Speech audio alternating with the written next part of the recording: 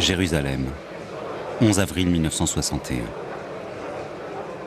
Ici s'ouvre un procès annoncé comme historique. Pour la première fois, un criminel nazi de premier plan va être soumis au jugement de ses victimes. Grâce à la captation directe, à ses retransmissions quotidiennes dans différents pays, la télévision fait de ce procès un des premiers événements médiatiques mondiaux. Comme jamais auparavant, il donnera la parole aux rescapés du génocide. Il examinera la culpabilité d'un homme dans ce qui fut le plus grand crime contre l'humanité du XXe siècle. David Ben Gourion, le chef d'État israélien, voulait que ce procès fût le Nuremberg du peuple juif. Ses retombées seront au-delà des espérances. Il va faire entrer le génocide des Juifs dans l'histoire et dans la conscience collective.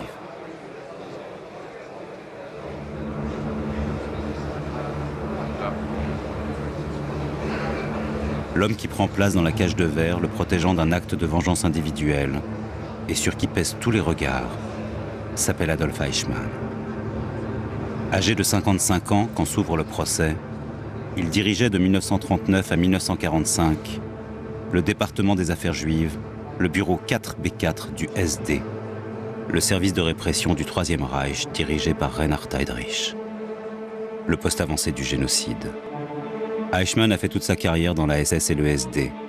Sa tâche principale, à partir de janvier 1942, était d'organiser le transport des Juifs vers les camps de la mort, vers les chambres à gaz.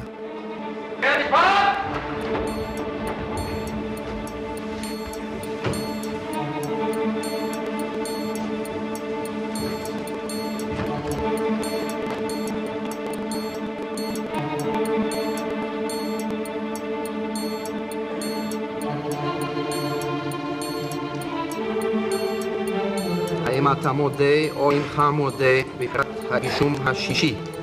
Bekennen sich zum 6. Anklagepunkt schuldig oder nicht schuldig? Im Sinne der Anklage nicht schuldig. ברוח כתב האישום לא אשם. האם אתה מודה או אינך מודה בפרט האישום השביעי? Bekennen Sie sich zum 7. Anklagepunkt schuldig oder nicht schuldig? Im Sinne der Anklage nicht schuldig. ברוח כתב האישום לא אשם. האם אתה מודה או אינך מודה בפרט האישום השמיני? Bekennen Sie sich zum 8. Anklagepunkt schuldig oder nicht schuldig? Im Sinne der Anklage nicht schuldig.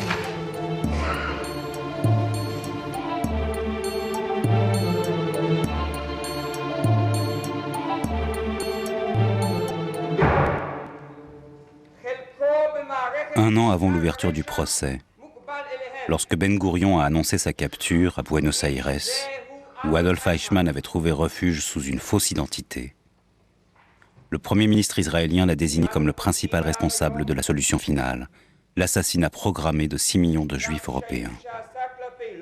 C'est ce que va s'employer à démontrer le procureur général de l'État d'Israël, Gideon Hausner.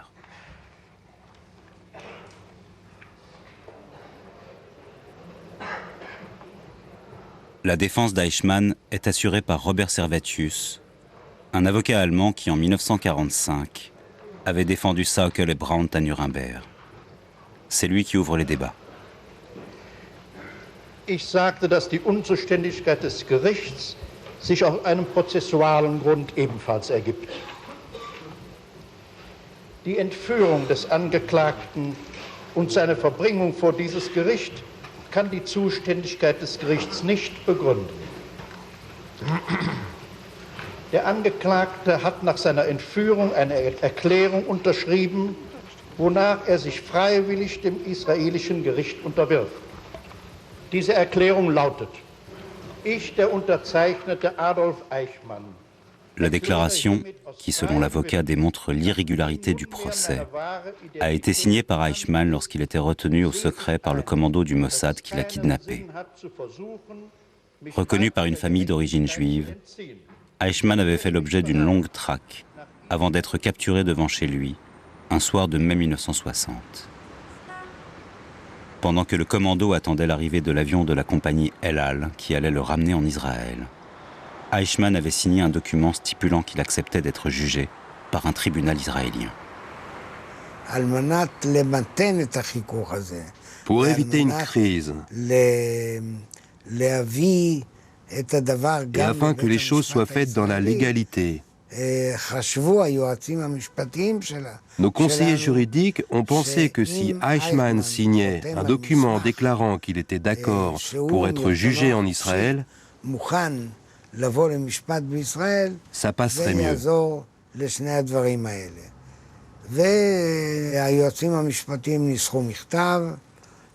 Les conseillers juridiques ont donc rédigé ce document et Zvi Aharoni, qui l'avait apporté avec lui, a tenté de convaincre Eichmann de le signer.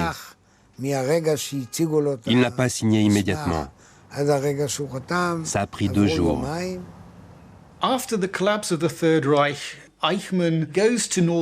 Après la chute du Troisième Reich, Eichmann change d'identité. Il va dans le nord de l'Allemagne où il travaille comme bûcheron sous un faux nom. Et autour de 1948-1949, il entre en contact avec le réseau clandestin qui aide les SS à fuir l'Europe pour l'Amérique du Sud.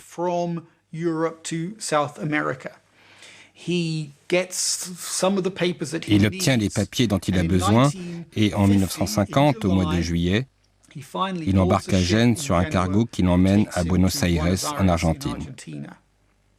Il a pu ensuite faire venir sa femme Vera et ses garçons. À la fin des années 50, rechercher d'anciens criminels nazis n'était pas la priorité du gouvernement israélien. Le procureur général de l'État de Hesse, en Allemagne, Fritz Bauer, avait signalé aux Israéliens qu'Eichmann se trouvait en Argentine. Zvi Aharoni, un enquêteur du Mossad dont la famille a été massacrée par les nazis, s'était rendu seul à Buenos Aires. Il devait s'assurer que l'homme qui habitait la rue Garibaldi, connu sous le nom de Ricardo Clement, était bien Adolf Eichmann. C'est seulement après avoir ramené les photos prises par Aharoni que le Mossad décidait d'envoyer un commando en Argentine, chargé de l'identifier avec certitude, de le capturer et de l'exfiltrer vers Israël. Kidnappé le 11 mai 1960, séquestré dans la cave d'une planque louée par les agents israéliens, il reconnut immédiatement être Adolf Eichmann.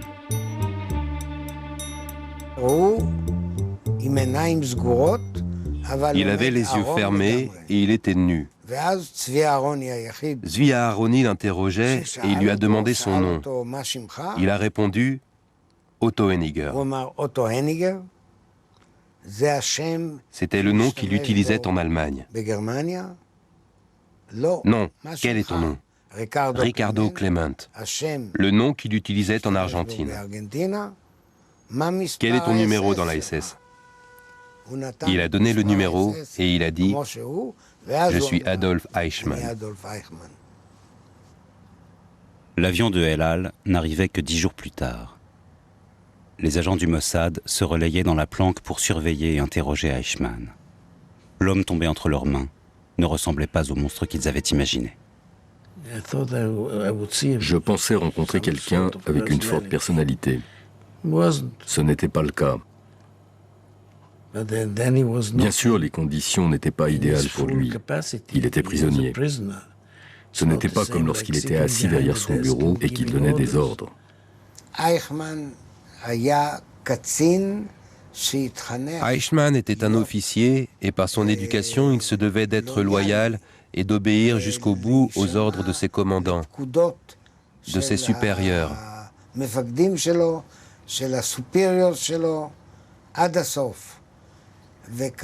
Quand nous sommes devenus l'autorité à laquelle il devait obéir, il a fait ce qu'on lui demandait sans hésitation. Va à droite, va à gauche, assieds-toi, mange, bois. Il obéissait à tout. Quelques jours après avoir signé la déclaration par laquelle Eichmann acceptait d'être jugé en Israël, l'avion atterrissait à Buenos Aires. L'ancien nazi fut drogué, et comme le reste du commando, revêtu d'un uniforme de la compagnie El Al, afin de passer sans encombre les contrôles de sécurité. Le docteur était assis à côté d'Eichmann. Il lui a fait une piqûre au bras car on voulait qu'il soit étourdi. Et il est arrivé à moitié endormi. Nous avons dit aux gardes, nous avons un malade avec nous. C'est bon, allez-y. On l'a soutenu dans les escaliers pour monter dans l'avion. Yaakov Gat le tenait par le coude pour l'aider. Eichmann n'a pas eu à monter de lui-même dans l'avion. Il a été porté, mais c'était comme si on l'aidait à monter. Nous lui avons préparé tout de suite un lit et il s'est endormi. Il s'est réveillé à Tel Aviv. אדוני יושב-ראש, חברי הכנסת, אולי להודיע לכנסת כי לפני זמן מה נתגלה על ידי שירותי המודיעין בישראל אחד מגדולי פושעי הנאצים, אדולף אייכמן. Les forces de sécurité israéliennes ont découvert très récemment l'un des plus grands criminels de guerre nazis, Adolf Eichmann, l'homme qui a inventé et réalisé la solution définitive à la question juive, c'est-à-dire l'extermination de 6 millions de juifs européens. Adolf Eichmann sera bientôt jugé en Israël selon la juridiction prévue à l'encontre des nazis et de leurs collaborateurs.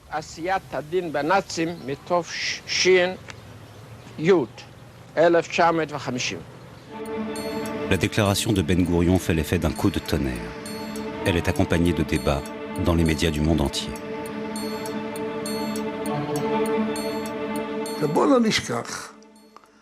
Il y avait une polémique dans le monde pour savoir si Israël avait le droit de capturer Eichmann.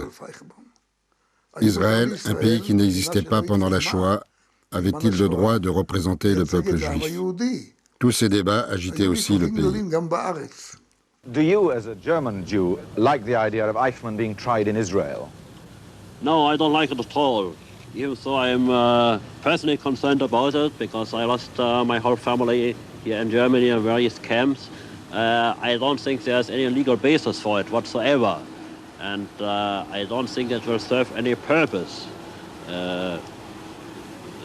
Possibly, if they would want to have a trial, they possibly should have had an international court, but in no case whatsoever should he be tried by an Israeli jury. Do you think that Eichmann should be tried in Israel? Well, I think he should be tried in Israel because Israel is the country where the victims now live. That's the republic where all the victims of our of Hitler's and our guilt is. Now, Mr. Fawcett, perhaps we could begin with you. I think there's a legal point which sticks in many people's throat about this Eichmann case. The man was kidnapped in Argentina and dragged quite unwillingly to stand trial in Israel. Does this cast a doubt in any way on the legality of this trial? No, he was kidnapped and his kidnapping was unlawful. Argentina complained about this to the United Nations. Israel went there to answer the charges. The whole matter was debated and settled to the satisfaction of the parties, and there's no outstanding complaint there. But what about this idea which many Jews have, that the one effect of this trial will be to increase anti-Semitism? I doubt it. You can't cause anti-Semitism by this trial. You can only stimulate it where it already exists. I don't think one can take into account the reactions of the pathological anti-Semite. C'est dans une salle de spectacle, la Maison du Peuple de Jérusalem, qu'aurait lieu le procès.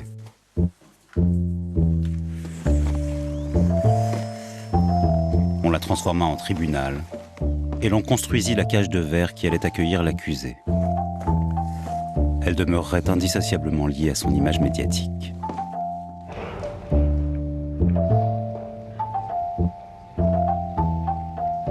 En entendant la déclaration de Ben Gourion à la radio, le producteur américain Milton Fruchtman eut l'idée de filmer le procès. J'étais déjà allé à Jérusalem où j'avais travaillé sur un film pour NBC, une biographie du Premier ministre David Ben Gourion. NBC avait fait parvenir une copie du film à Ben Gourion et en retour, il m'a écrit pour me dire que ce film était juste et objectif et que si je projetais de me rendre à Jérusalem un jour, il serait ravi de me voir.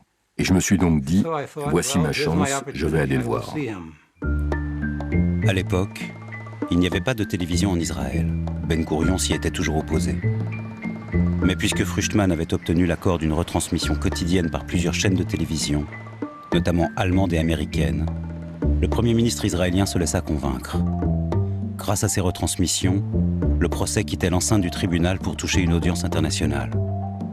Les séances seraient donc filmées, à la condition que les caméras ne soient ni visibles, ni audibles dans le prétoire, afin de ne pas perturber les débats, de ne pas influencer les témoins. Il fallut donc les camoufler.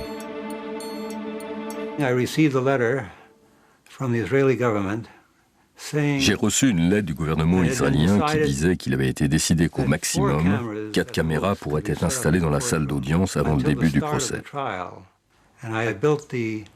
J'ai construit la salle des commandes, le studio d'enregistrement, et j'ai fait en sorte de relier les 4 caméras installées dans la salle d'audience à tout cet équipement. Restait pour Fruchtmann à trouver un réalisateur capable de prendre en charge le filmage du procès. À la fin de la guerre, Léo a été engagé par CBS pour mettre sur pied ce qui était une nouvelle chaîne de télévision. La télévision était à ses débuts et la production télévisée n'avait pas encore été inventée. À l'époque, on ne savait pas vraiment comment gérer 5 caméras en simultané et basculer de l'une à l'autre, en direct, comme cela se passe tout le temps aujourd'hui. CBS News embaucha donc Léo comme réalisateur afin qu'il participe à la création de l'art et de la technique télévisuelle, ce qu'il a fait. Tandis que le procès Eichmann prenait forme, Milton Fruchtmann cherchait quelqu'un qui pourrait assurer la formation complète d'une équipe en partant de rien. Et Léo l'avait déjà fait. Il l'avait fait à CBS. Et donc, Fruchtmann savait que Léo pouvait le faire. Les innovations techniques de tournage et d'enregistrement vidéo, qui en étaient à leur début, allaient permettre d'envoyer chaque soir les cassettes enregistrées le jour même, dans de nombreux pays. Nous avons enregistré près de 2000 km de bandes vidéo. Les extraits du procès ont été envoyés dans 56 pays à travers le monde, partout où la télévision existait déjà. Et environ 35 autres pays qui ne disposaient pas de la télévision l'ont projeté dans les salles de cinéma sous forme de films d'actualité. Les films ont donc été vus dans le monde entier.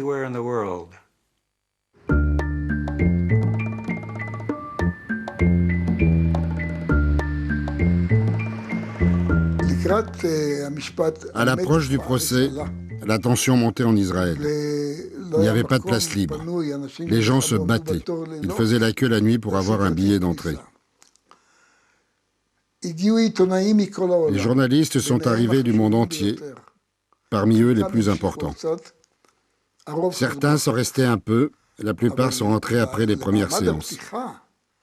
Mais pour l'ouverture qui a eu lieu en avril 1961, la salle était remplie de toutes les pointures des médias et de la télé.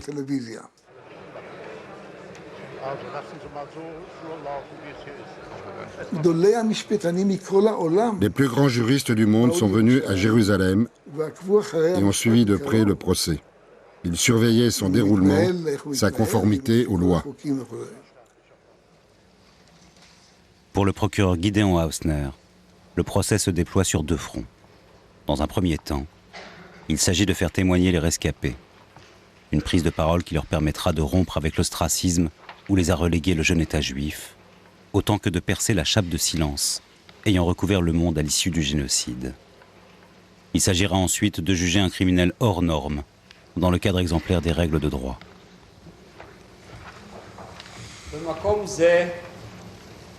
בו אני עומד לפניכם, שופטי ישראל, ללמד קטגוריה על אדולף אייכמן. אין אני עומד יחידי. עמדי ניצבים כאן בשעה זו 6 מיליון קטגורים. אך הם לא יוכלו לקום על רגליהם, לשלוח אצבע מרשיעה כלפי תא הזכוכית ולזעוק כלפי היושב שם אני מאשים מפני שאפרם נערם בין גבעות אושוויץ בשדות טרבלינקה נשטף בנהרות פולין וקבריהם פזורים על פני אירופה לאורכה ולרוחבה דמם זועק אך קולם לא יישמע. יהיה על כן אני להם לפה, ואגיד בשמם את כתב האישום הנורא.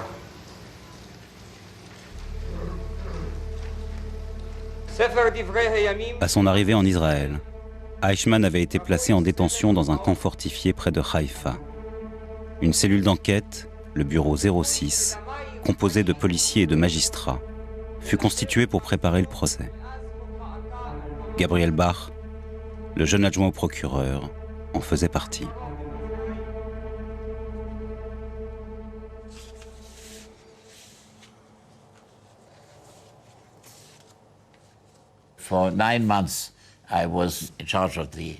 Pendant 9 mois, j'étais en charge de l'instruction.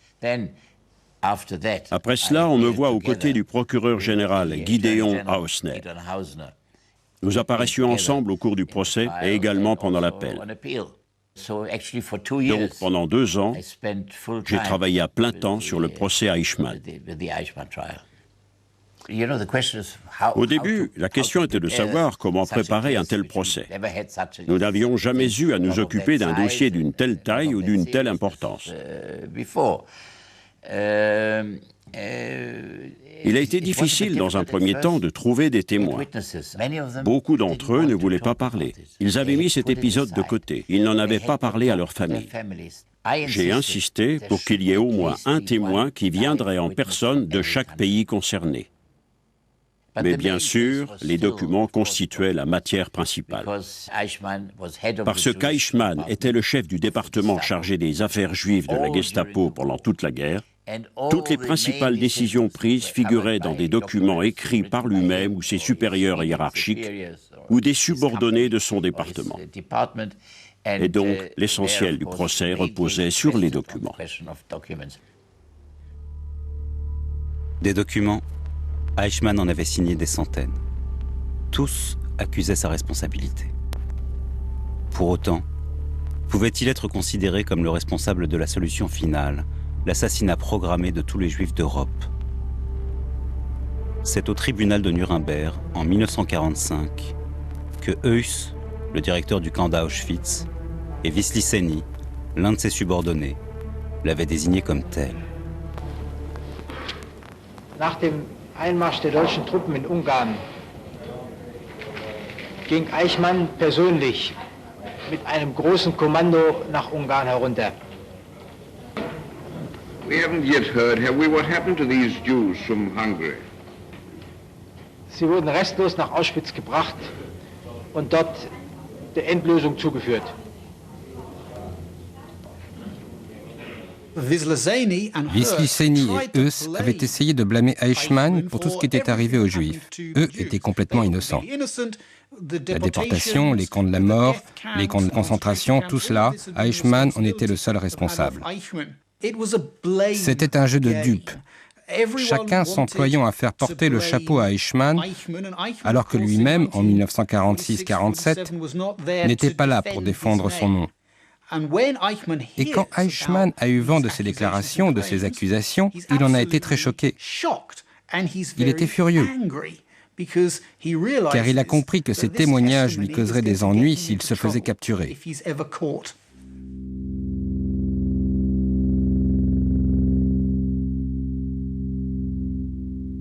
La carrière d'Eichmann à la tête du département 4B4, le département des affaires juives, semblait pourtant confirmer les déclarations de Heuss et Wisliceny.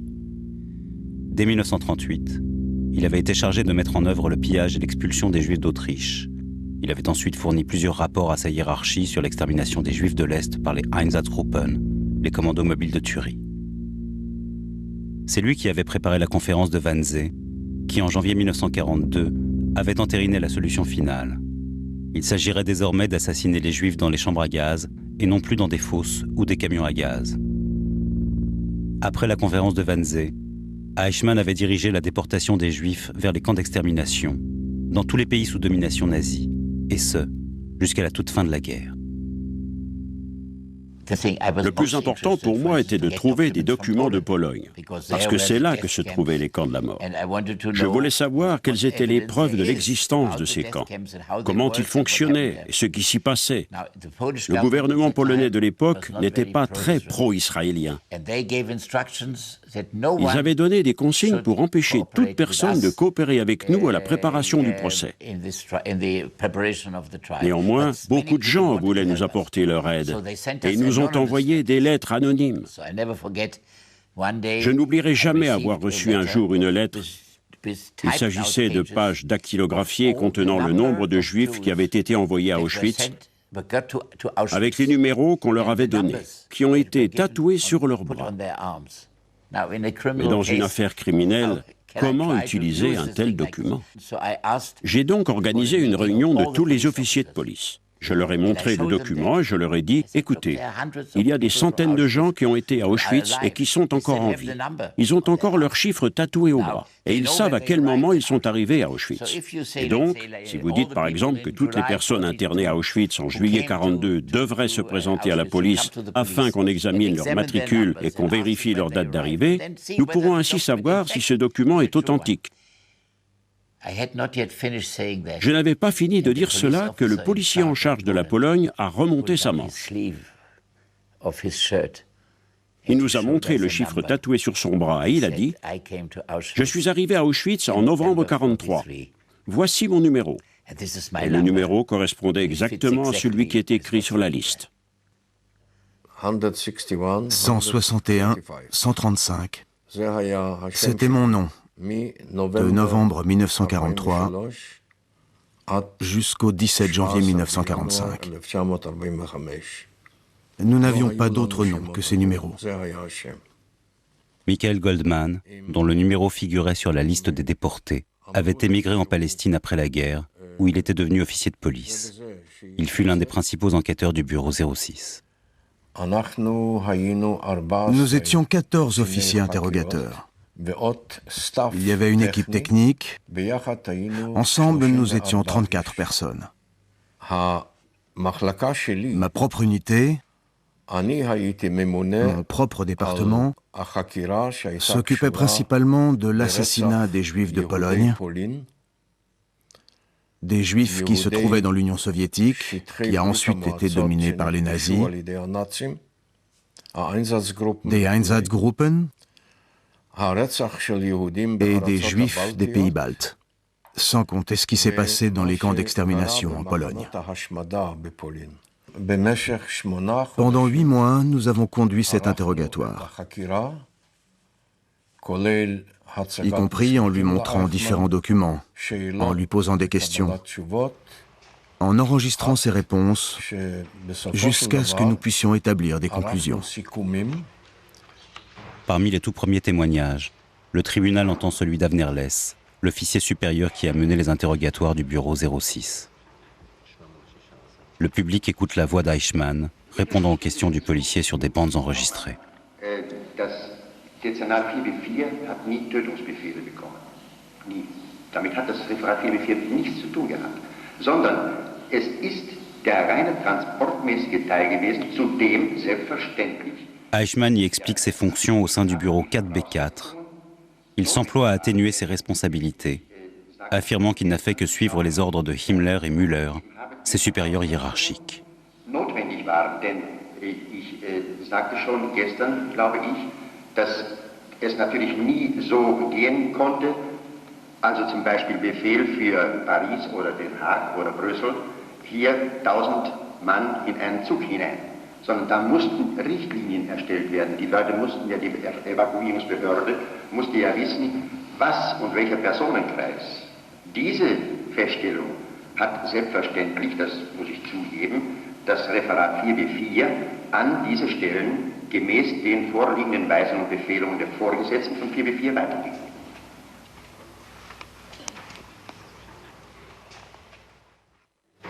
Wir haben alle zusammengejuckt in einer großen Schule in Mielec.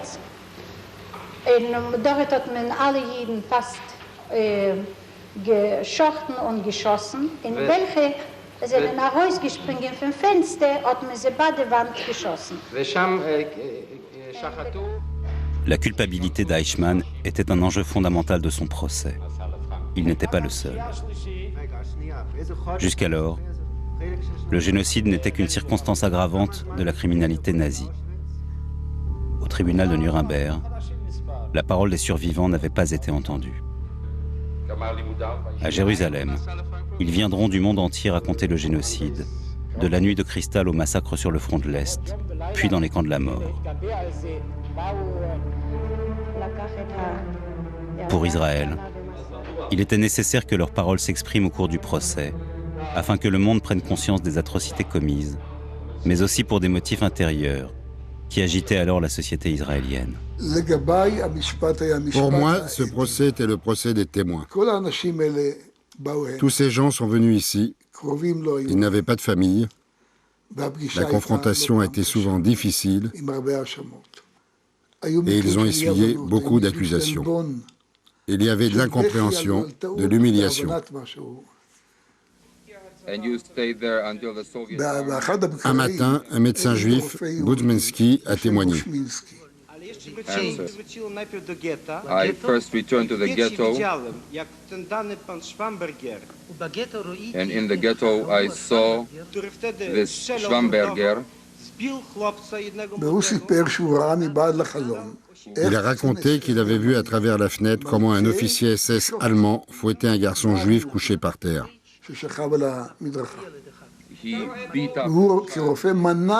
En tant que médecin, il a compté les coups. Il en a compté 80. Cette histoire avait l'air tellement lointaine, une histoire d'un autre monde, que les gens avaient du mal à y croire. Et là, Hausner, le procureur, lui demande. Mr. Hausner, do you see in this courtroom the little boy who received these whippings?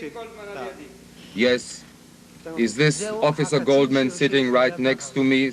Yes, this is Officer Goldman. J'ai regardé Mickey Goldman, assis à un demi-mètre de la cellule de verre. Le public a compris exactement ce qui se passait.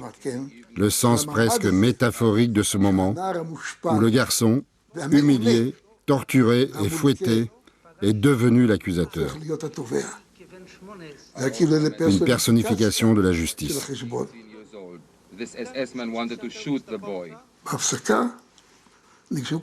Pendant la suspension d'audience,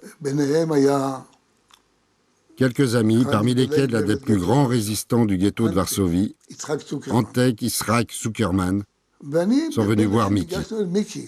J'étais parmi eux. Antek lui a dit « Mickey, pourquoi tu ne l'as pas raconté? Nous ne savions pas. » Alors j'ai dit, je n'ai jamais raconté ça, sauf une fois quand je suis arrivé en Israël. L'homme était assis avec sa femme. Nous parlions yiddish, mais je parlais déjà hébreu. Et il a dit à sa femme, cet homme à qui je racontais mon histoire, ces gens-là ont vécu des choses tellement terribles pendant la Shoah qu'apparemment ils mélangent le fantasme et la réalité. Quand Antek Zuckerman et Chaim Guri m'ont demandé « Pourquoi n'as-tu pas raconté ?» J'ai dit « Ce que j'ai entendu de la bouche de cet homme qui ne m'a pas cru, c'était le 81e coup. Et ce n'est pas seulement moi qui ai reçu le 81e coup. Tous ceux qui sont arrivés en Israël et qui ont raconté ce qui leur était arrivé dans les ghettos n'ont pas été crus par les gens qui se trouvaient en Israël à ce moment-là.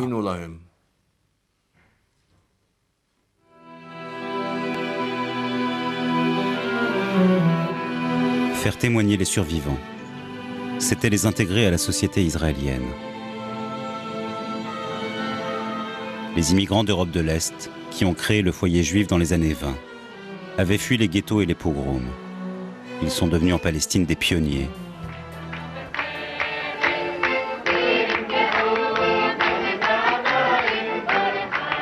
Pour leur survie, les armes à la main, ils se sont battus contre les Britanniques, puis contre les armées arabes.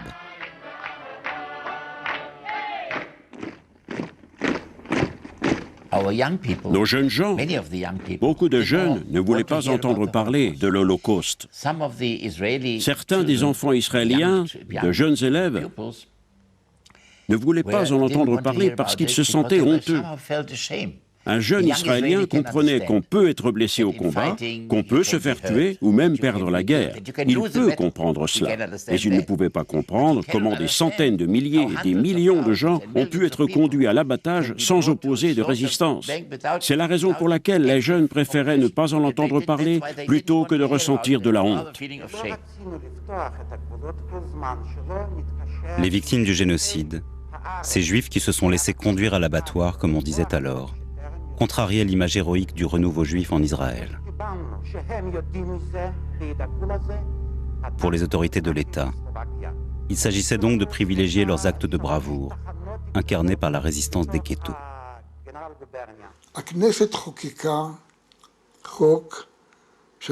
La Knesset a voté une loi dont je n'aime pas le nom, le jour de commémoration de la Shoah et de la bravoure. Ce sont pourtant deux expériences distinctes, celle de la Shoah et celle de la bravoure.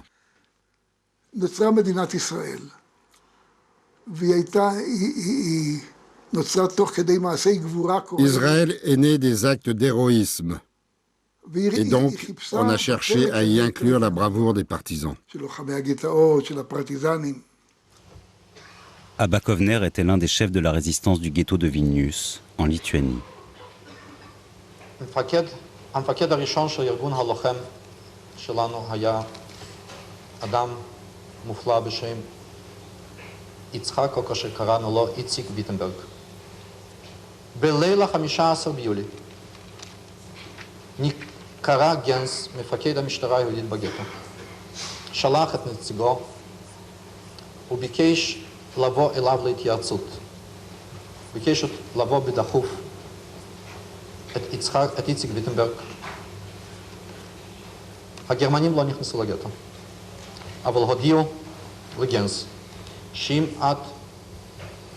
עד 3 לפנות בוקר לא יובא ויטנברג לידיהם, אז הם משמידים את הגטו. הגטו נסער, תחילה לא האמין, ואז באה הסתרות זעם של מי שעתידים היו להיות הנרצחים נגדנו, מי שביקשו להיות מגיניהם. בגרזינים, במקלות, באבנים, גם בנשק. בנשק שקיבלו מגרמנים נגדנו. עמדנו מול אחים, הסברנו להם. נתנו פקודה ללוחמים שלנו לא להשתמש בנשק, אפילו לא בנשק קר. אנשינו תלשו את שרותיהם, זבו דם ברחובות כשהסבירו להם שרצו לקבוע את האשליה מהם, שזה לא בגלל אדם אחד, אם כי לימים התברר. עלינו, הגענו אל מרבעו של ויטנברג, אנחנו אנשי המפקדה. רגע, הוא רצה לאבד עצמו לדעת. אז אמרתי לו, אני, ראה, ברחוב עומדים יהודים. בהם נצטרך להילחם כדי להגיע אל האויב. אולי הם יעמדו ויצחקו. זהו המצב. תן פקודה ונילחם. אתה מוכן לזה? לא. הוא לא היה מוכן לזה. מאדם גדול.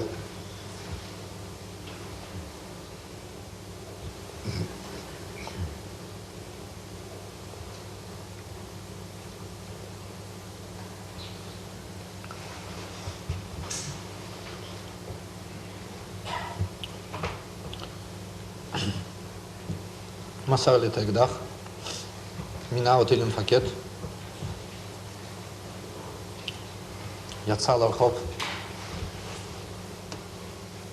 ברחוב אמרו כאן, הוא הלך לשער הגטו, להתמסר לידי הגסטאפו. כן, הוא עונה, הוא מת. תהילתי האחרונה, מר קובנר, עד שהקמתם את הארגון היהודי הלוחם, כמה מיהודי וילנה הלכו לפונר להשמדה? כ-40,000. היה בתוך אינטנסיביות של מספר חודשים.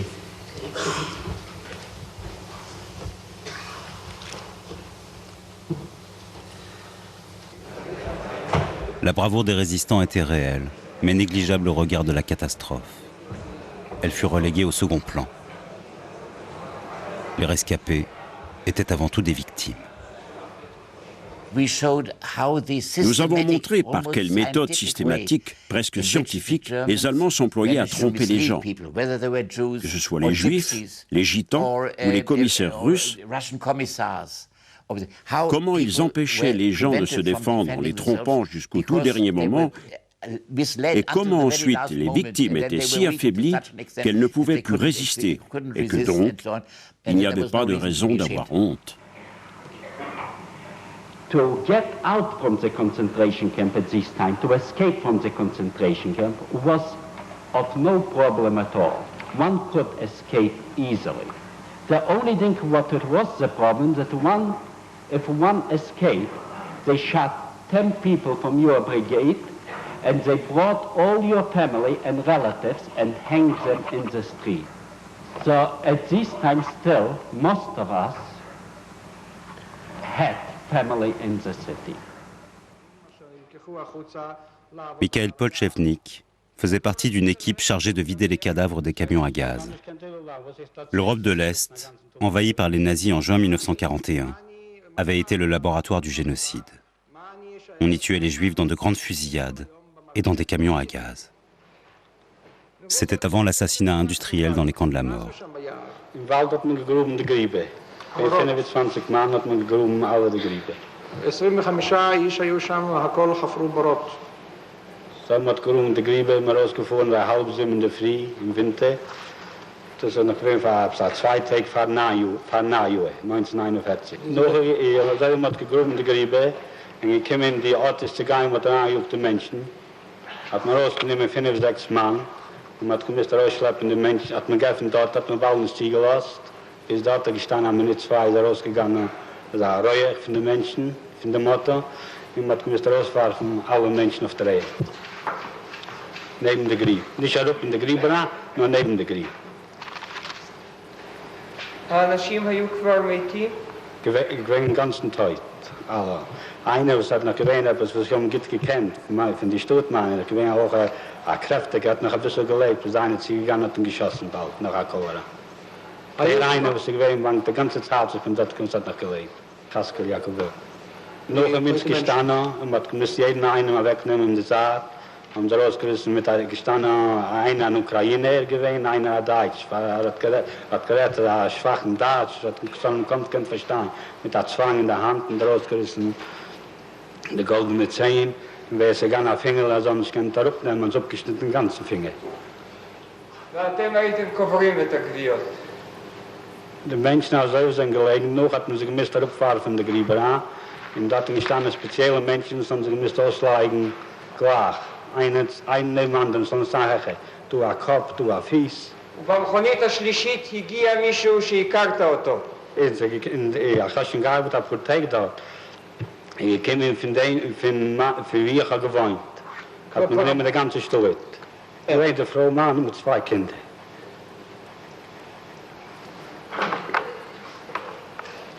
וראית אותם כשהוצאו מהמכונית. Habe ich mich niedergelegt neben der Frau. Ich habe gewollt, sie da mich schießen. Jetzt hier kam ein Essmann und hat gesagt, die hast noch nicht gekriegt, da kannst du noch arbeiten. Er hat mir noch gegeben, hat 2 Battergis und hat mich weggeschleppt.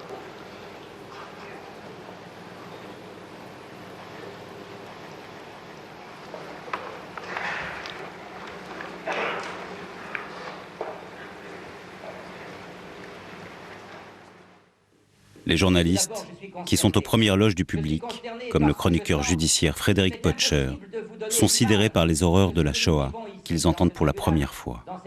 Leur compte-rendu dans les médias en témoigne. Jamais de ma vie je n'ai vu un accusé comme Eichmann.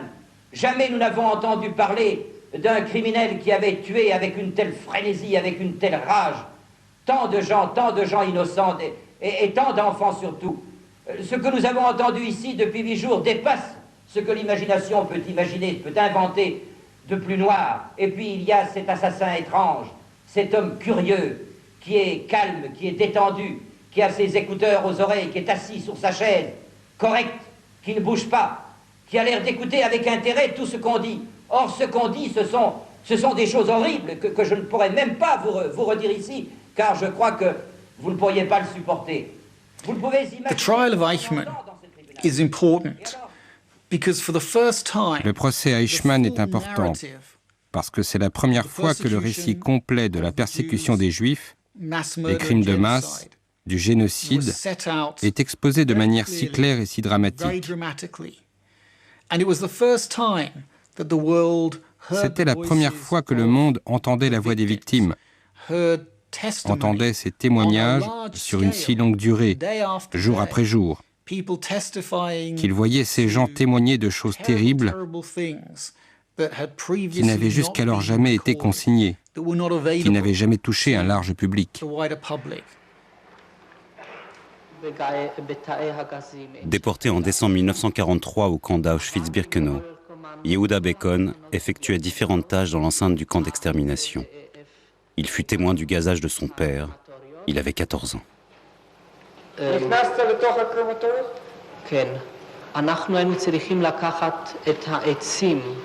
שהיו סביב הקרמטוריום בשביל השריפה, היינו צריכים לפעמים לקחת בשביל הסקה סדירה למחנות.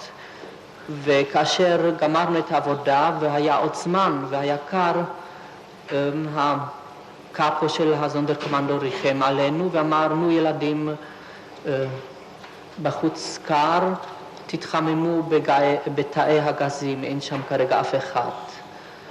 והייתם נכנסים להתחמם בתאי הגזים. הלכנו להתחמם באנטקליידונגסראום ובתאי הגזים. לפעמים כמובן קרה שכאשר הגענו לקרמטוריום אמרו עכשיו אתם לא יכולים להיכנס, יש אנשים בפנים. לפעמים לקחנו, זה היה מקרמטוריום מספר 3 אחרי ששרפו אותו, את האפר, ובחורף היינו צריכים להשתמש באפר לכבישים נגד הקור. Yael Katsetnik, rescapé d'Auschwitz et écrivain à succès en Israël après la guerre, peine à rendre compte de l'enfer qu'était le camp d'extermination. Son langage poétique déroute ceux qui l'écoutent. זהו הלבוש של הפלנטה הקרויה אושוויץ. ואני מאמין באמונה שלמה.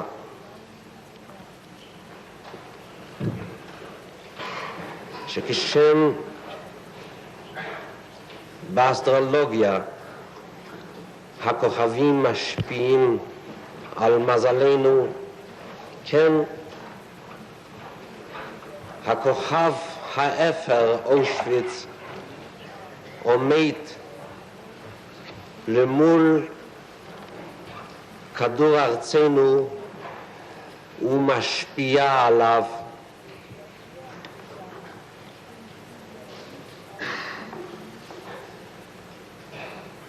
אם אני יכול לעמוד כאן לפניכם היום ולספר את הקורות מתוך הפלנטה הזאת, אם אני הנפיל של הפלנטה הזאת יכול להיות כאן עכשיו, הרי אני מאמין באמונה שלמה שזה הודות לשבועה שנשבעתי להם שם. נפרדו ממני ובמבט עינינו הייתה השבועה הזאת. רגע אחד, תשמע עכשיו לי. לא, אמרתי נו. שקט. שבו במקומכם בבקשה, אני מבקש.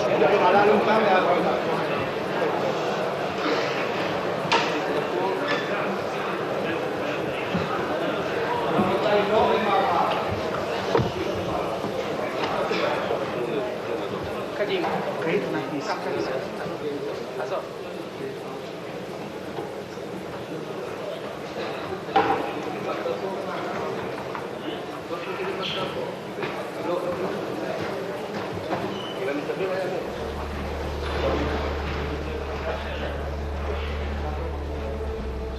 Pendant l'audition des rescapés, des incidents émaillent les débats.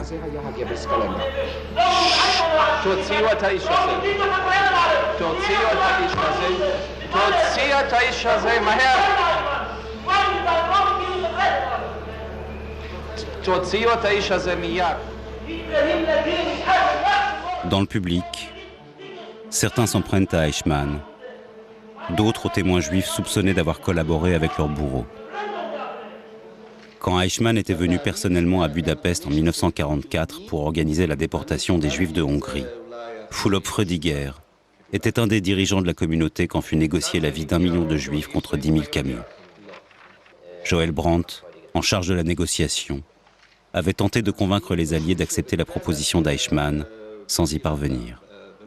En pleine audience, Frödiger est injurié, accusé de trahison.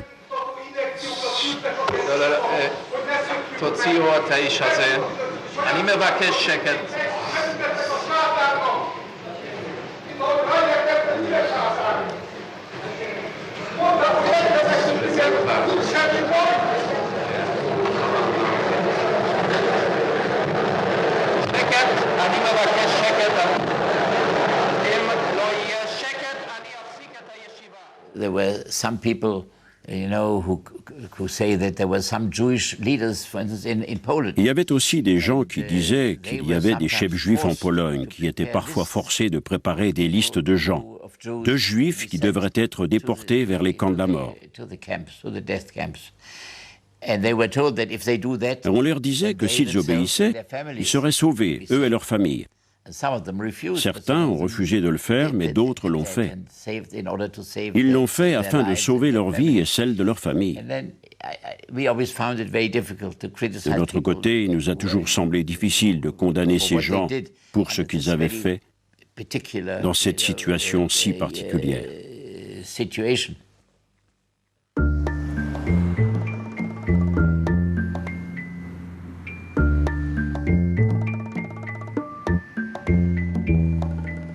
Deux mois après l'ouverture du procès et l'audition de 111 rescapés, l'accusation en a terminé. L'heure est à la défense.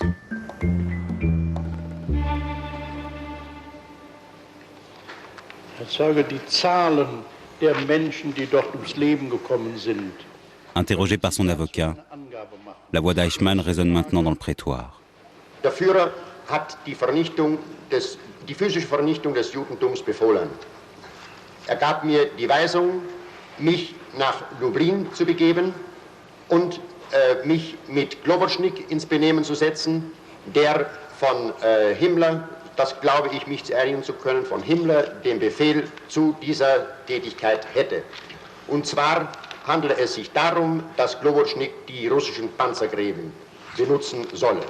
Das war der Befehl, den mir Heydrich gab. Dans un premier temps, Eichmann revient longuement sur les visites d'inspection qu'il a effectuées à l'Est entre 1941 et 1942.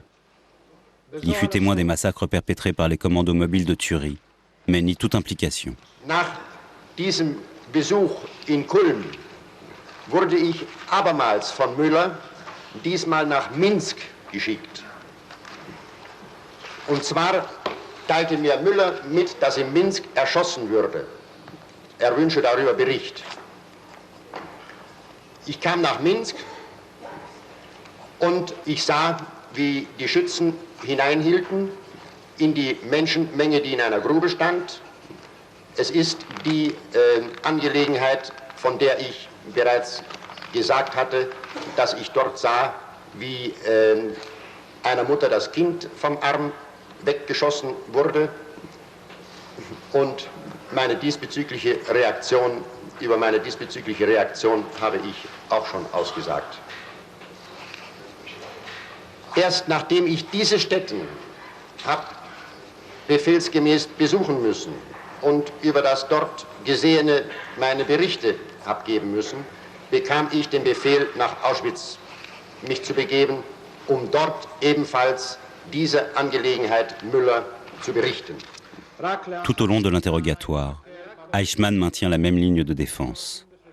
Il n'était qu'un fonctionnaire au service de sa hiérarchie. Il ne peut en rien être tenu pour le responsable de la solution finale ou de sa mise en œuvre. Ses attributions se limitaient strictement à la question des transports. Ce que contenaient les trains ou leur destination ne relevait pas de sa compétence. Das war meine Aufgabe.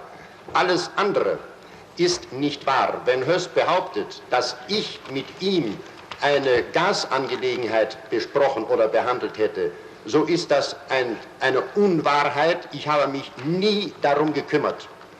Ich habe diese Befehle im Gegenteil mit dem größten Widerwillen entgegengenommen und trotz meiner wiederholtesten Bitten, mich von diesen Aufgaben auszunehmen und mich von diesen Aufgaben zu entbinden, wurde seitens meines Vorgesetzten nicht entsprochen. Ich hatte diesen Befehl durchzuführen.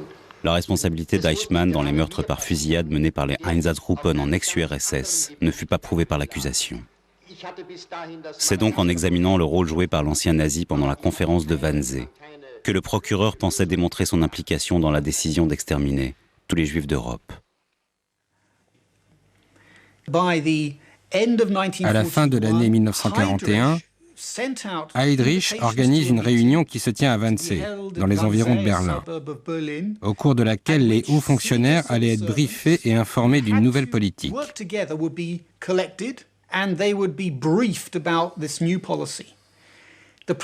Le but de la conférence de Wannsee était de coordonner l'assassinat en masse de tous les Juifs d'Europe.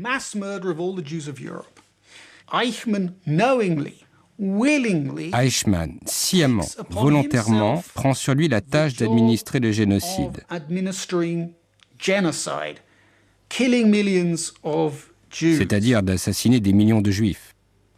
Est-ce un problème pour lui? Il a dit volontairement, et il le répète au cours de son interrogatoire, que puisque les dirigeants du Reich avaient décidé de tuer tous les Juifs d'Europe, tous les Juifs sous contrôle allemand, il se devait de faire le travail comme un bon fonctionnaire. Il a fait ce qu'on lui demandait. Il a fait son travail et il a essayé de le faire du mieux qu'il pouvait.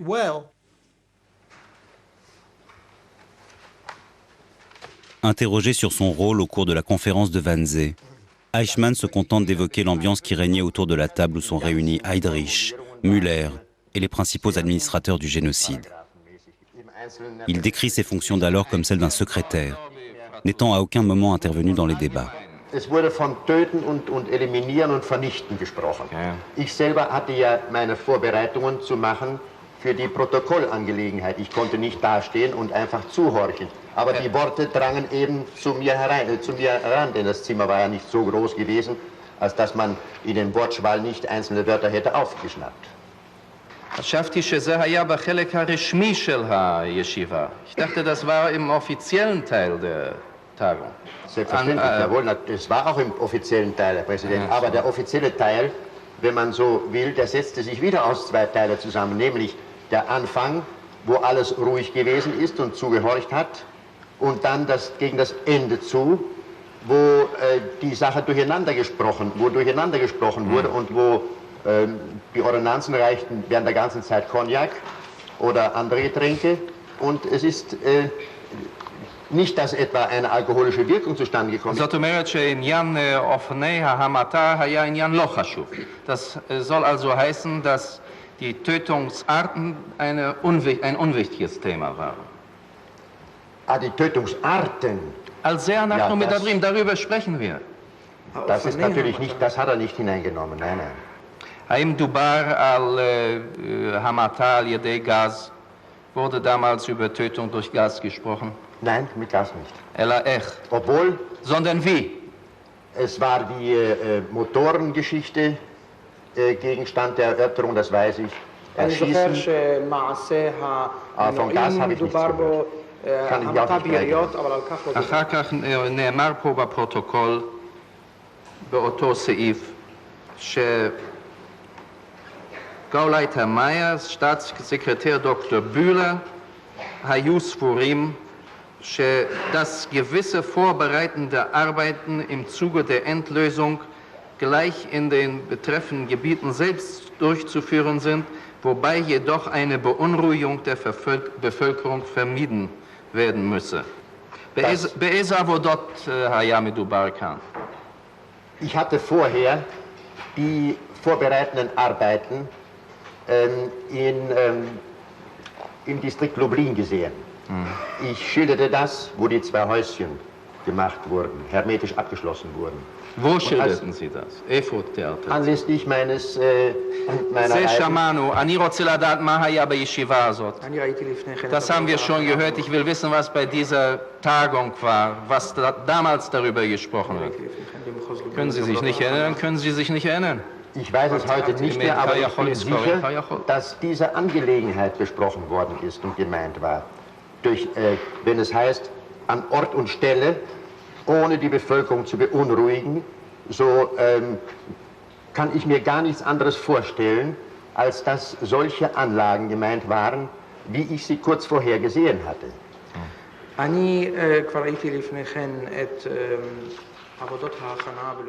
Eichmann n'a pris aucune part dans la décision et dans la planification de la solution finale. La conférence de Wannsee devait pourtant décider de son destin et du rôle essentiel qu'il a joué dans l'extermination des Juifs.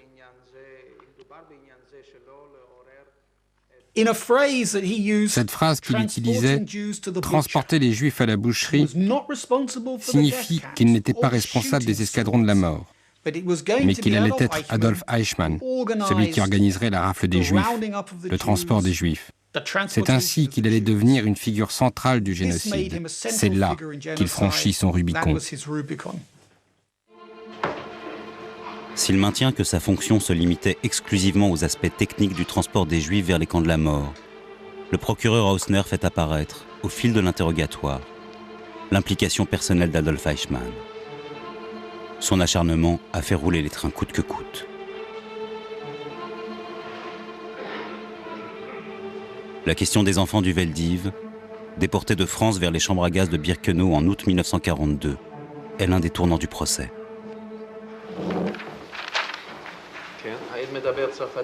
Georges Wellers, chercheur à l'Institut Pasteur, a vu arriver à Drancy où il était interné les enfants de la rafle du Veldiv.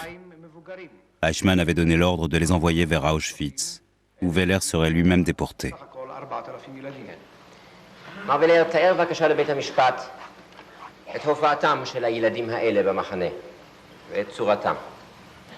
Alors ces malheureux enfants étaient complètement désorientés, désaxés. Ils quittaient les autobus en silence. Il y avait beaucoup de petits-enfants, des enfants de 2, 3, 4 ans, qui ne connaissaient même pas leur nom. Ils dormaient les uns à côté des autres par terre, très souvent pleuraient les uns les autres. Ils s'agitaient, ils appelaient leur mère. Il est arrivé quelquefois que toute une chambrée de 120 enfants s'est réveillée au milieu de la nuit. Ils ne se possédaient plus. Ils hurlaient en réveillant les autres chambrées. Et c'était affreux. זאת לא החלטתי, זאת לא הכרעה שלי, כי מסתבר מן המסמך שלפני כן, כי הייתה שאלה שהופנתה, מה לעשות עם הילדים האלה אשר המשטרה הצרפתית עצרה אותם בשעת המצוד, אם יש לגרשם. Und Sie haben eben den Beschluss getroffen, die kennen Roll. Ich habe diesen Entschluss nicht getroffen. Eichmann reconnaît avoir donné l'ordre par téléphone de déporter les enfants, mais il réfute en être l'instigateur. Selon lui, seul Himmler pouvait prendre une telle décision. Il n'aura été qu'un exécutant. Aus diesem Schreiben aus diesem Vermerk geht jedenfalls hervor, dass ich angerufen habe. Und da habe ich dann mitgeteilt, dass sobald die Transporte in das Generalgouvernement wieder möglich sind, Kindertransporte abrollen können. Mr. Dallaire, did the children leave camp willingly, easily? Non. Plusieurs fois, il est arrivé que les enfants commençaient à pleurer, à se débattre. Il était impossible de les faire descendre dans la cour du camp. Et alors, c'était les gendarmes qui montaient dans les chambres, qui prenaient dans leurs bras les enfants qui se débottaient et qui hurlaient et qui les descendaient dans la cour. Let me just ask you this, Mr. Veller. In 1944, when you came to Auschwitz, did you then see any one of these children alive? Oh non, évidemment pas.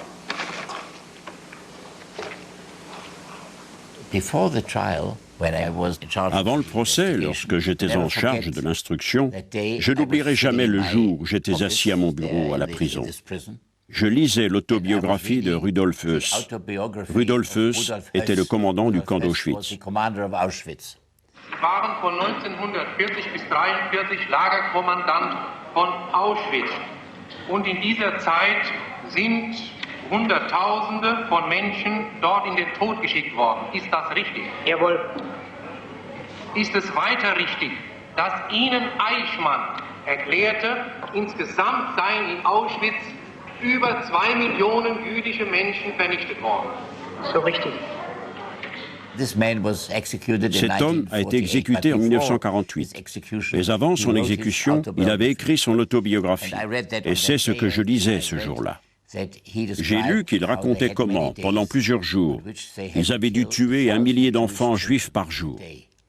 Il décrivait comment parfois les enfants s'agenouillaient devant lui en suppliant d'être sauvés. Il écrivait la chose suivante. Lorsque je devais pousser les enfants dans les chambres à gaz, mes genoux flageolaient un peu. Et il ajoutait, « Mais je me sentais toujours honteux de ma faiblesse, après avoir parlé à l'Obersturmbannführer Adolf Eichmann. » C'était son rang dans la SS. Car Eichmann m'avait expliqué qu'il était en premier lieu nécessaire d'éliminer les enfants. Car, disait-il, où serait la logique de tuer une génération d'adultes si on laisse en vie une génération de vengeurs potentiels qui pourraient par la suite recréer cette race? Peut-être que ce n'était pas dépourvu d'une certaine logique macabre. Toujours est-il que 10 minutes après avoir lu ce passage, on me prévenait qu'Eichmann voulait me voir. Je n'ai pas oublié avoir entendu ses pas à l'extérieur. Et lorsqu'il était assis en face de moi, comme vous aujourd'hui, il était assez difficile d'être impassible après ce que je venais de lire à propos de la nécessité de tuer les enfants juifs. Ce fut ma première rencontre avec lui. Mr. Rommel, Adolf Eichmann has said repeatedly on the witness stand in his own defense that Befehl ist Befehl, to use the German phrase, orders are orders. How would you, as the son of a field marshal yourself, interpret that defense? He says Befehl is Befehl. This is nonsense. This says a man which has no ethic ideas. And if he says that he couldn't escape, this is wrong. Also, in a dictatorship, it's a very simple way to escape. This is in a war from executing such orders. This is a way to go to frontline. From my experience, I can say that nobody would have been killed, shot, or hanged in the Third Reich when he would have said, yes, I want to give my life at the front line. I don't want to have this job. I can do it. I cannot do it. Give it to anybody who is not able to fight. I want to fight. But this, of course, is a very difficult thing. Fighting on the front line means losing their own life, maybe. Il répétait tout le temps qu'il n'avait fait qu'obéir aux ordres. Depuis le début, c'était « J'admets les faits, mais je ne suis pas coupable ».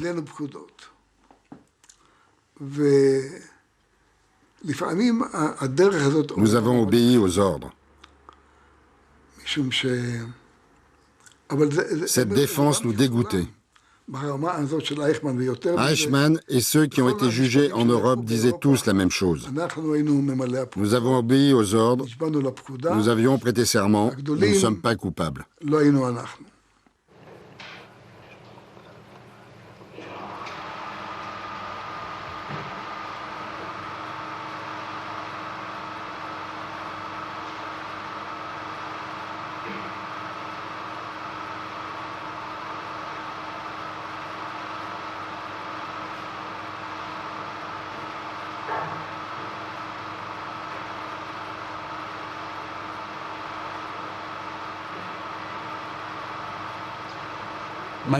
Mon père avait placé une caméra qui restait braquée sur le visage d'Eichmann. À travers ce gros plan, il a pu poser la question « Qui est Eichmann ? Comment pouvait-il être aussi froid ?» Et on n'a jamais répondu à cette question. Eichmann reste assis, impassible. Mon père ne pouvait pas comprendre. Il ne pouvait tout simplement pas admettre le fait qu'un individu puisse ne pas réagir à chaque témoignage, à chaque horreur, des horreurs ahurissantes, racontées par ces gens qui n'avaient jamais parlé de ces choses auparavant. Et le fait est que le visage d'Eichmann, ce visage impassible, était une icône représentant la froideur de la machine allemande, cette machine fasciste allemande qui avait pu faire tout cela sans la moindre émotion.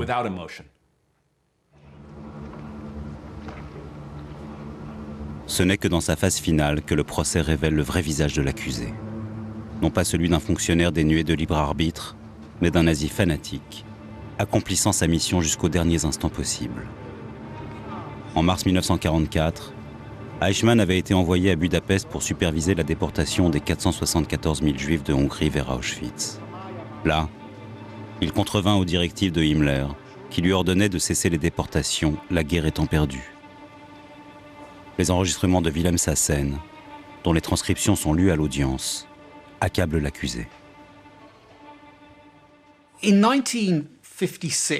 En 1956, un journaliste du nom de Wilhelm Sassen, qui était moitié allemand, moitié hollandais, il avait servi dans les Waffen-SS pendant la guerre, principalement en tant que journaliste de propagande, et qui avait fui en Argentine après la guerre, comme de nombreux nazis, rencontra Eichmann. Wilhelm Sassen a interviewé Eichmann à de nombreuses reprises. Et dans ces conversations, Eichmann se vante de son rôle dans la solution finale. Il se décrit comme un idéaliste. Il dit qu'à la fin de la guerre, il a rassemblé ses hommes dans les ruines de Berlin et leur a dit qu'il sauterait avec joie dans sa tombe, sachant qu'il avait éliminé 5 millions d'ennemis du Reich, les Juifs. Il se flattait du bon temps en Hongrie, se lamentait des difficultés qu'il avait rencontrées au Danemark et aussi de temps à autre en France. Il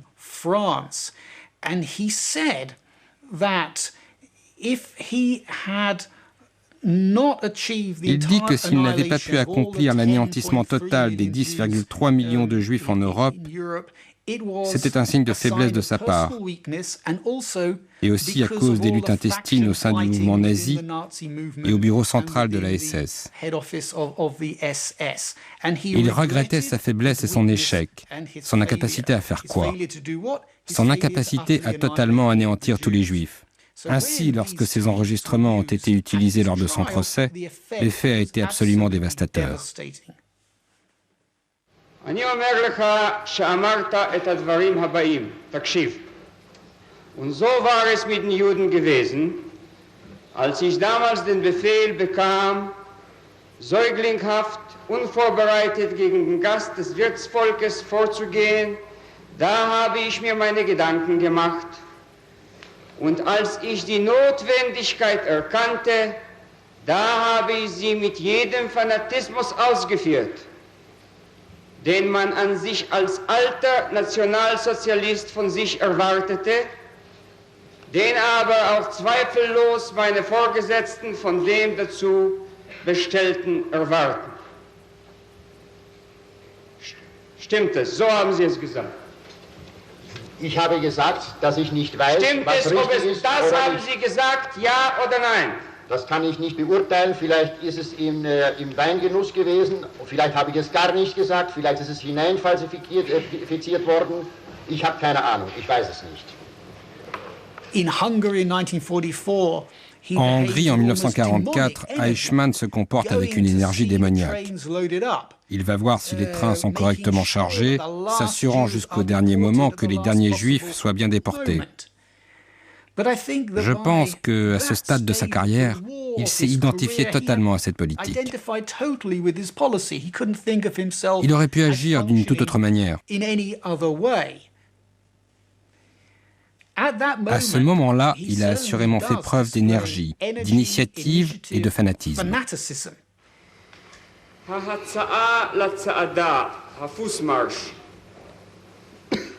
של יהודים מבודפסט לעבר אוסטריה בא ממך? Nein, der kam nicht von mir, sondern der kam vom höheren SS-Polizeiführer und Fesemeyer. אני אומר לך שההצעה באה ממך, ואחרי זה קיבלת לזה את אישורו של ראש הסיפו והסדה. Nein, so ist es nicht. ושאמרת בלבך, אם בנות הברית הפציצו לי כבר את דרכי השילוח לרייש, אז אקח את היהודים ברגל.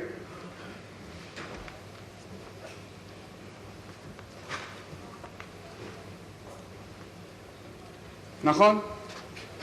Das war im Prinzip aller Überlegungen in Ungarn, aber ich war nicht derjenige, der den Fußmarsch entrierte. אני לא אומר שאתה ציווית, אני אומר שהצו בא מראש הסיפור, אני אומר שאתה הצעת, שאתה היית יוזם הצו.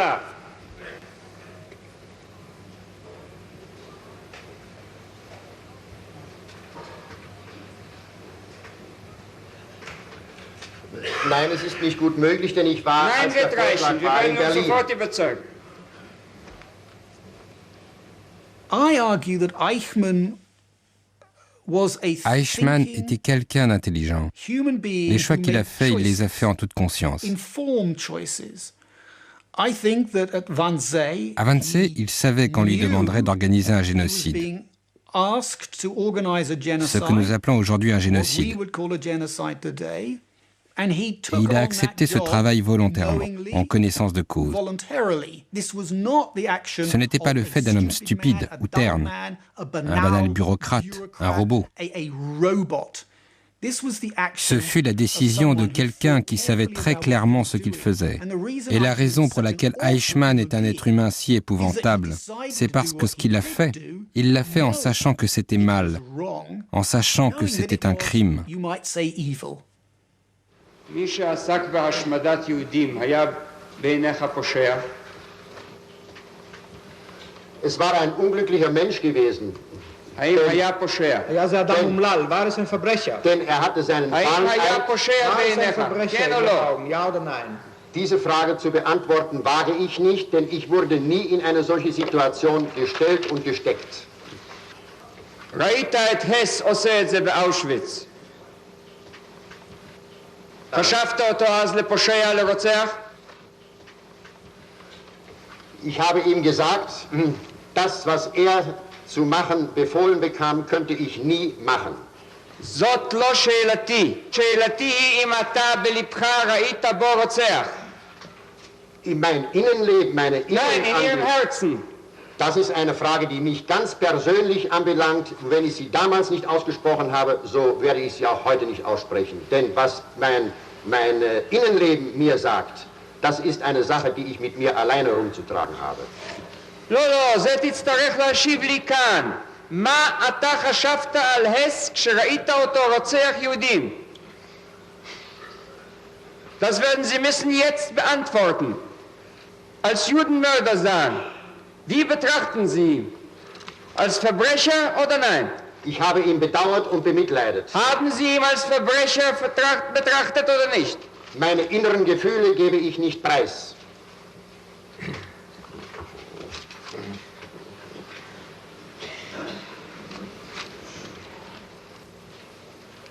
השאלה הזאת לא תוכל להתחמק. איך ראית את מפעל ההשמדה שידוע לך אז ואת נושאיו? על זה תצטרך להשיב. Der Mensch kann in Situationen kommen, die ihn nahe dem Wahnsinn treiben. Und wo es dann nur ein Schrittchen ist, nicht einmal ein Akt der Überlegung, wo er zur Pistole greift. Wie der Mensch darauf reagiert, der Einzelne, das ist dem Einzelnen überlassen. Ich kann nur sagen, wie ich wahrscheinlich und möglicherweise darauf reagiert hätte. Es steht mir nicht zu, über andere, die hier diesen Befehl bekommen haben, irgendwie eine persönliche Meinung abzugeben, denn diese Angelegenheiten liegen in Regionen, die jeder Mensch mit sich selbst abzumachen hat. In anderen Worten, Hess war kein Verbrecher in Ihren Augen. Nein, das sage ich auch nicht.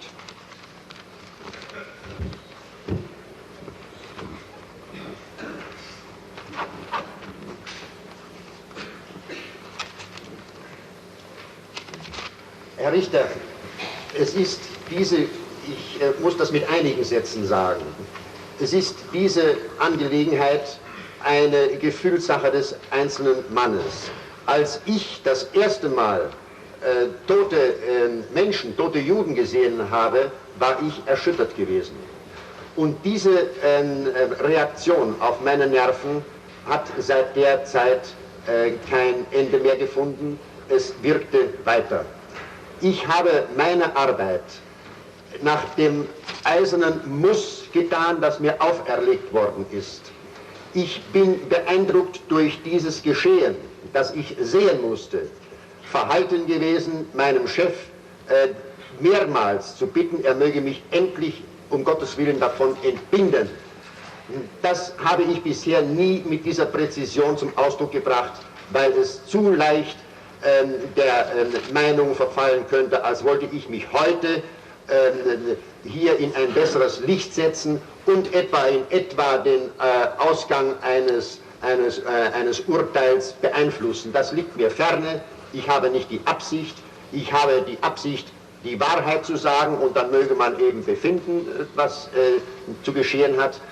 Ich habe abschließend zu erklären, dass ich persönlich diese gewaltsame Lösung schon damals als nicht zu Recht bestehend betrachtet habe, schon damals als eine grässliche Tat betrachtet habe, zu der ich bedauerlicherweise, gebunden durch Fahneneid, auf meinem Sektor die transporttechnischen Angelegenheiten mit bearbeiten musste und von diesem Eid nicht entbunden wurde. Das habe ich dazu zu erklären.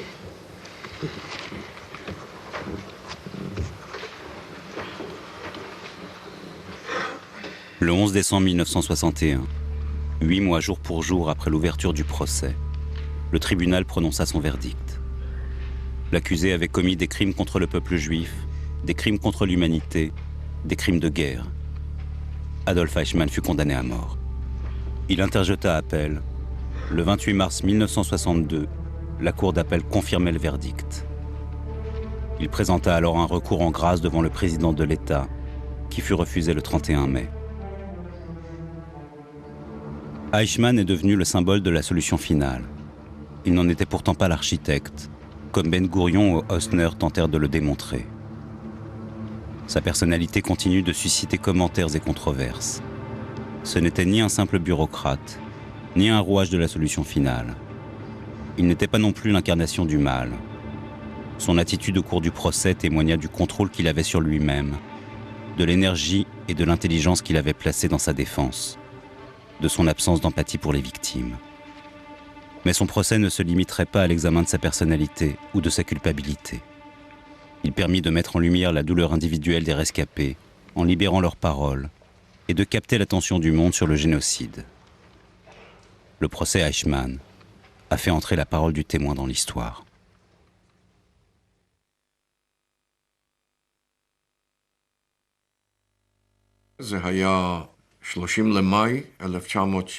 C'était le 30 mai 1962. Je suis arrivé cette nuit-là à la prison de Ramleh, là où il y avait la chambre dans laquelle on allait le pendre, quelques minutes avant minuit. Nous nous sommes tenus face à Eichmann, que l'on avait fait entrer. On l'a placé sous la potence.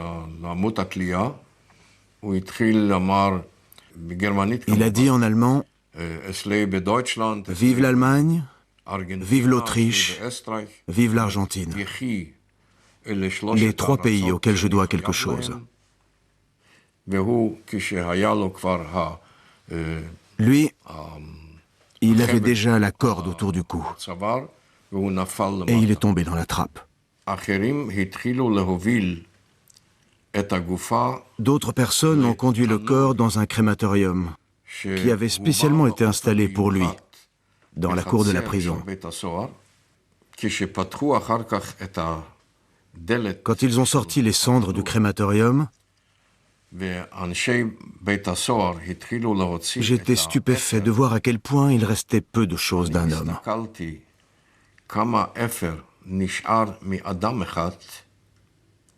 Et je me suis souvenu d'un jour peut-être une semaine après que je fusse entré à Birkenau. On nous a emmenés devant une montagne de cendres. Nous savions déjà que c'était des cendres humaines. Pas loin de cette montagne, il y avait le crématorium. Et nous voyions le feu sortir de la cheminée. C'était glissant. Il y avait de la glace partout, le sol était gelé. Et il fallait disperser la cendre sur le sol pour que les soldats ne glissent pas dessus. Il fallait qu'on disperse la cendre humaine pour qu'ils ne glissent pas.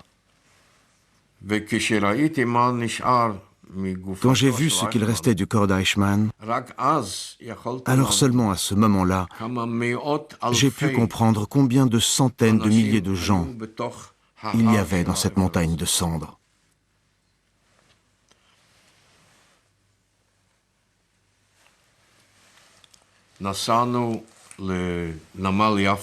Au port de Jaffa, nous sommes montés avec l'urne sur une vedette de la police et nous avons pris la mer.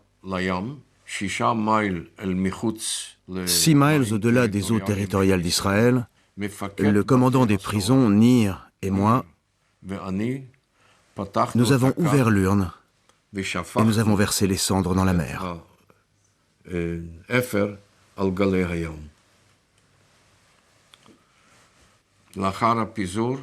Après la dispersion des cendres, nous sommes rentrés.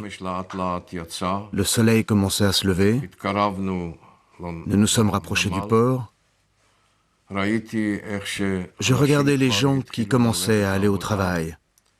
Les pêcheurs qui rentraient d'une nuit de pêche, qui rentraient dans le port aussi. J'ai vu que la vie continuait.